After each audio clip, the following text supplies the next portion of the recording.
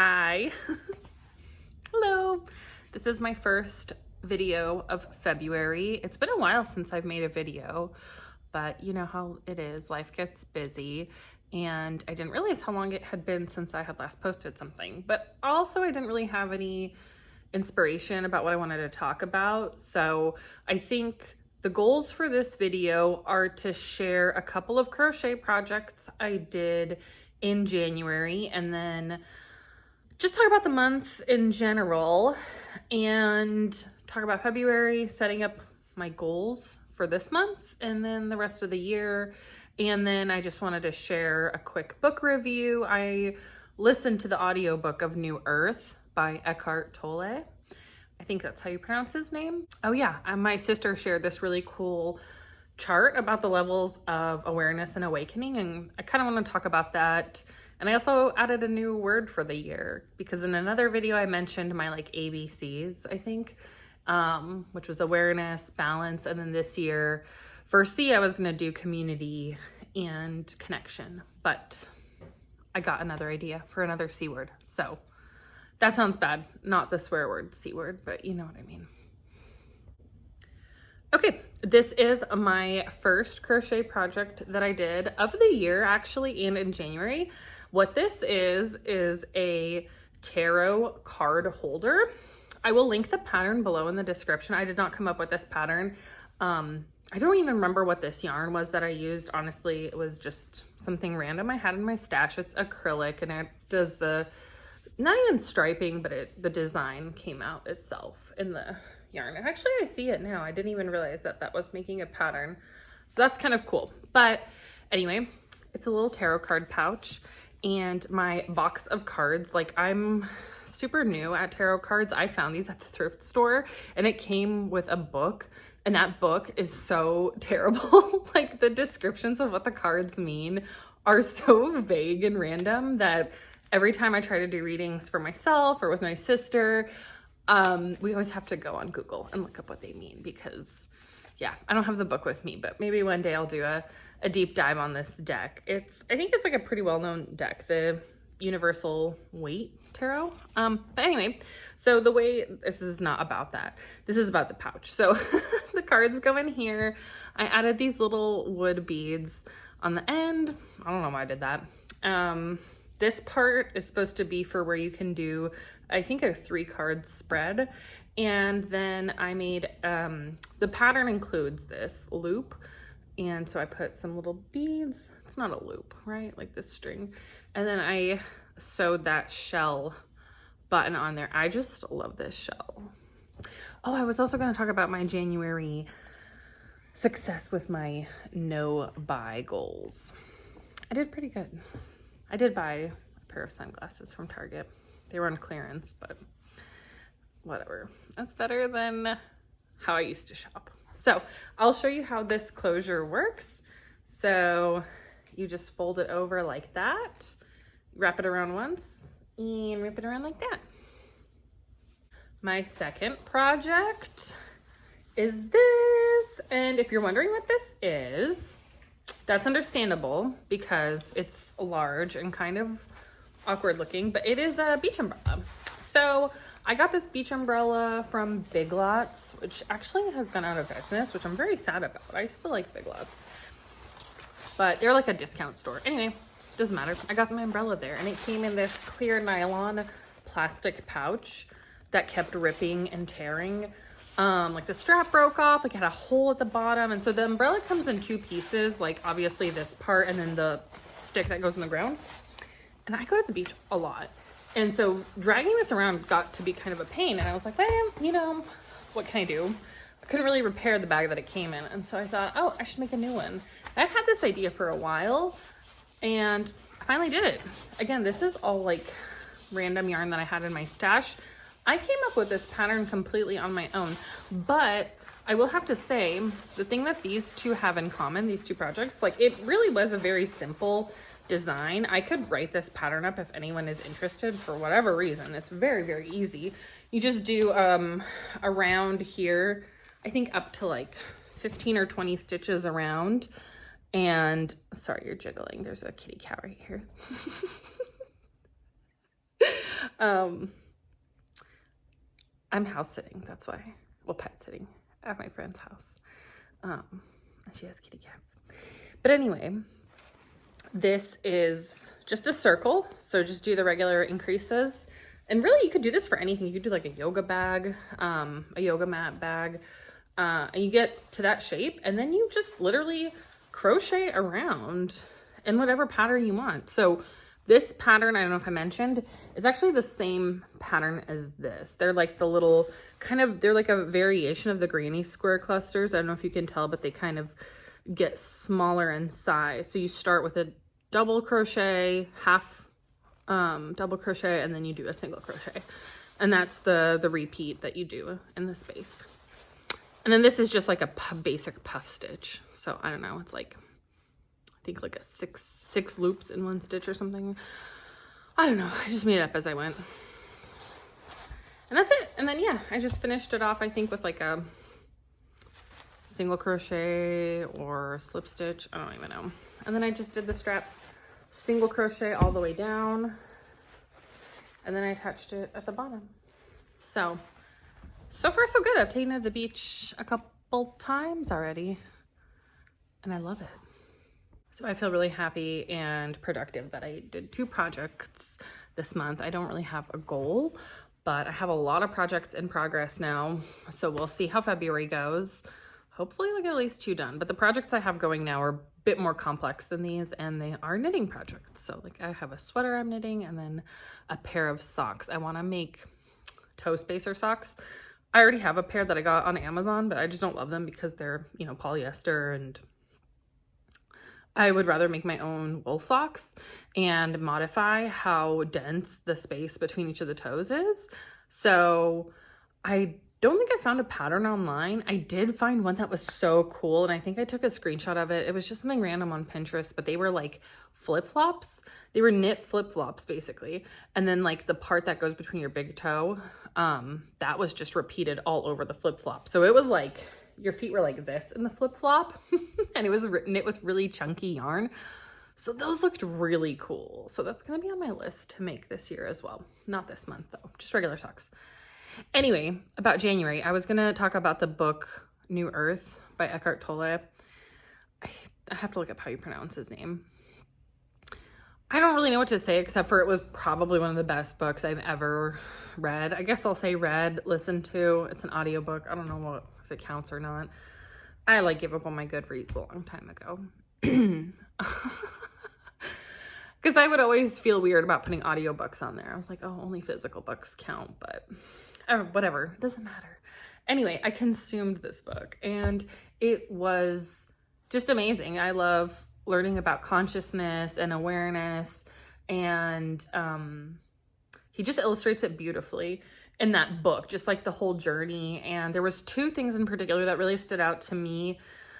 I mean, I can't even summarize the book because it's just such a wealth of knowledge. Like if you are on a, you know, spiritual journey where you feel inclined to learn about awakening or conscious awareness, that's something that you are into or exploring for yourself, or maybe you've already had an awakening and you want to like make sense of it, it will really put you at ease and make you feel really peaceful, because it can be a scary process. And everything he explains in that book is so reassuring, because it's like he like puts words to all these feelings and experiences that come up that our modern world doesn't really have the tools or language even to like express what is happening. And I think he summarizes it really well in a really like digestible and relevant way. And so, yeah, I think that's really beautiful. And he also talks about like personal experiences. He references, you know, Jesus Christ and certain teachings in the Bible, and he is pulling things from Buddhism, and he's pulling things from just all different parts of the world, all different religions, from history, all these things that just, they all tie in together, right? Like when you kind of understand what's happening, it all makes sense. Like those things make sense. Like when the way he contextualizes, right? Like different teachings of Jesus, and where we may look at it in like a lens of like, oh, that's like Christianity or religion. But it's still relevant, right? To like people who are spiritual and talk about like the universe and source and, you know, Christ consciousness, things like that. Like it's all the same. So I'll stop ranting about that, but I will talk about the two things that I loved in his book, which was his personal account about trusting your intuition, trusting God, trusting source, whatever, and how sometimes you just feel compelled to make these like changes or decisions in your life that don't really seem like they make sense to the outside, and where you may even get like a lot of judgment or shame from people around you, but you know deep inside that that's what you need to do. To me, that was so reassuring, because everything that's happened in my life, you know, there were so many times where I knew deep down, like me, right? I knew this wasn't the right thing to do, or, you know, I should do this. Like I knew what I had to do inside, but because of peer pressure or, you know, expectations from family or from society, I always had to do things in a way to please people, I think, more than pleasing myself, right? There were, just because you feel this obligation to these expectations. And especially, I am the oldest daughter. That probably doesn't come as a surprise to anybody who knows me, because they obviously know this about me, but also probably about my personality. Anyway, my expectations, I feel like, can stem from that, right? Where there's certain dynamics in a family, and then you grow up, right? You go to school, you get a job, you get into a relationship, and all these things just kind of start piling up, right? And your life just starts accumulating this like mass, and a lot of that comes into your psyche, into who you are, before you even realize that it's not who you are, right? Like you go through those levels, and I'll share that chart later, because this kind of talks about, this is all connected, right? It talks about the chart of raising your consciousness, right? Like of awareness, of awakening, like where you start, right? And that first like place is like, it's like anger, right? It's like anxiety, it's shame, it's guilt, it's humiliation, it's all these feelings where you're just feeling like, who am I? Like you start feeling this like discomfort, and a lot of people numb those feelings, right? Where they're just like, they find drugs or alcohol, or they take prescription medications, and like, that's all totally fine and valid. Like I have no shame about anyone who does anything with their body or what they choose to do, but that feeling, those feelings, right, that I just listed, can often be a symptom of living in misalignment, right? And that's your body's way of trying to tell you like, hey, something's off here. Like, and it may not be like apparent from the outside, right? Or even your conscious mind could be telling you like, oh, the kitty's moving the camera, the other kitty. It could be your conscious mind telling you that, why am I upset? Like I have like I should be happy, right? Like especially if things are going well in your material life, right? If you have a job, if you have a home, if you have a partner, if you have a great social circle, like all these things on the outside can just be, you know, by everyone's standards, like magnificent, right? And even in your own mind, you're like, oh, everything's good. Like, why do I feel this way? It's because you're not living in alignment with your true self. It could be. That could be one of the things. I don't want to give any answers, because you have to figure these things out on your own. What a tangent. The book. Okay, see, this is how the book gets you thinking of, is like everything just starts to make sense. It's so sensational. But the point of his anecdote about trusting yourself is that like he left a tenured professor, like a teaching position, right? Where people were just shocked that he would do that. They were like, how could you, you know, like he left that position with like nothing planned. He made a move from England to the West Coast, and he was like, I just had some savings, and I literally lived off the savings. And then like the last day when I was running out of money, I went and I bought a scratcher, and I won $1,000, and I lived my last month off of that $1,000. And after that, he published his first book, which is Power of Now, which is another like like it's a national bestseller. So things like this happen, right? Where you have to do something and you really can't explain why. Okay, I have to wrap this up because I am kneeling and I don't do that for extended amounts of time and my legs keep falling asleep. So I don't want to try to find a different angle. But anyway, the book is amazing. It really helps you think about life in a different way. And so, like I said, I love his personal stories of wanting to make these changes and having confidence, right, in yourself, in the universe, and God, whatever, that you can make those changes and things will align as they need to for your greater good. And then the second thing was he talks about how you can start to become more conscious in every situation and be more aware, right? And so one of those principles is kind of working through the layers of how you approach a situation. So his advice or whatever is his concept in the book is acceptance, enjoyment, and then enthusiasm. And so he goes through like those different levels, right? Where like acceptance is like the bare minimum.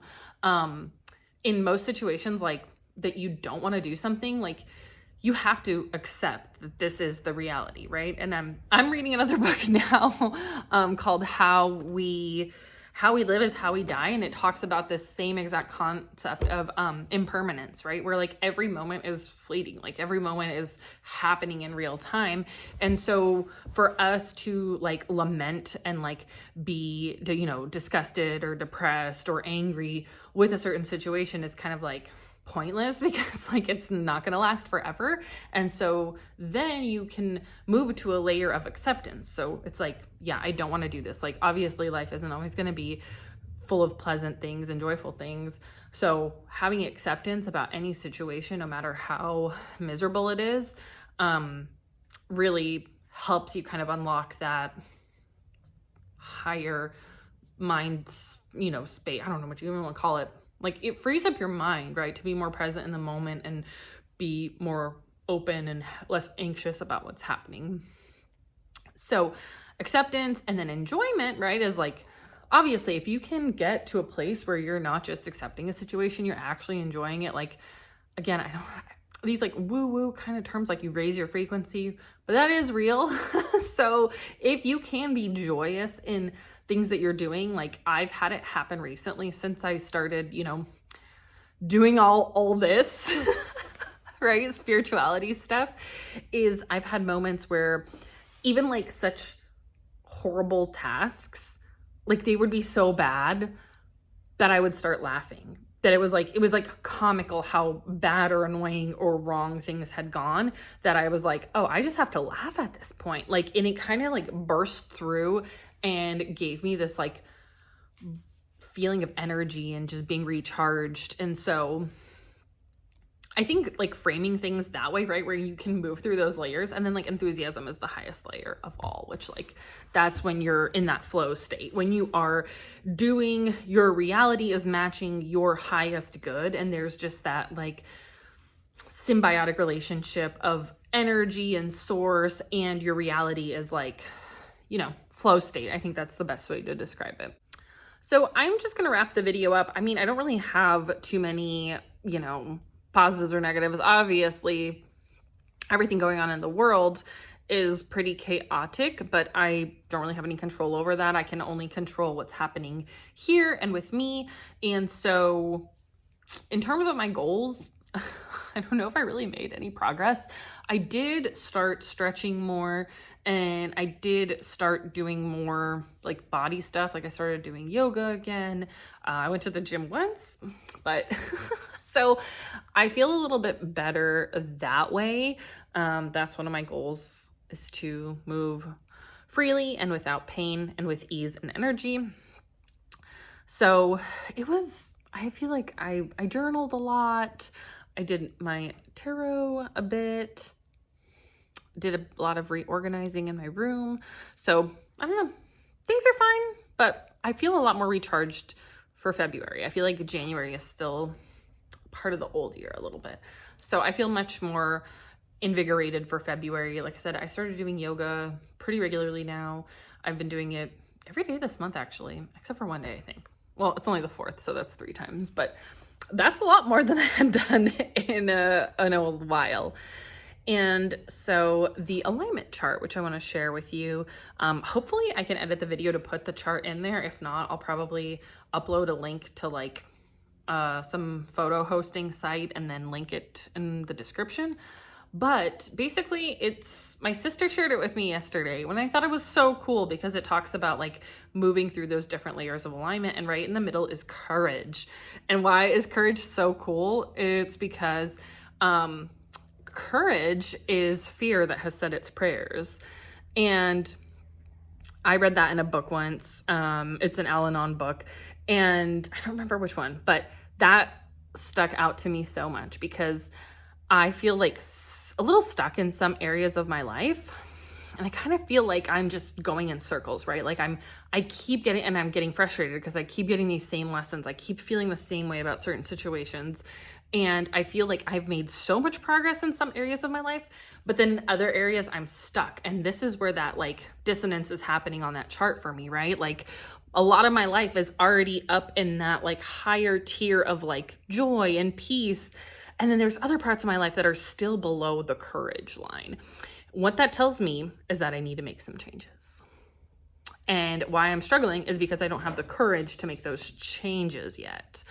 So I prayed on it a little, and it was funny because the way the answer came to me was, I was thinking about the 12 steps, right? The Al-Anon 12 steps. And I was like, you know, ready to be like, God, okay, remove my shortcomings, right? And I don't remember what step that was, but I was just like, I'm ready, like remove my shortcomings. And then I was like, I think I'm skipping a few steps. And I knew that making an inventory of your shortcomings was up there. Well, I go and check, and that is step 4. And then asking God to humbly remove your shortcomings is like step 7. So I kind of had a laugh, like I had to just laugh to myself, right? Because I was so far off. And so I think that's where I'm gonna go, is like making that inventory of the things that I'm not happy with, identifying what my shortcomings are, and then hopefully that process will start opening up courage, right, to make those changes. Because again, I love the serenity prayer, which says, you know, serenity to accept the things I cannot change, courage to change the things I can, and the wisdom to know the difference. And yeah, I think why I'm struggling is because I am trying to accept things I can't change, and I'm getting frustrated because I'm like, well, I should be okay with this. Like everyone's fine with this. Like why am I making such a big deal about it? And it's because I can change it. So you don't have to accept everything. You can make changes, right? So that is my word for the year: courage, changes, community, connection, a lot of good things coming up. Yeah, so I'll wrap up the video now, but hopefully I'll check in sooner rather than later. Take care of yourself. Thank you for watching. I love you.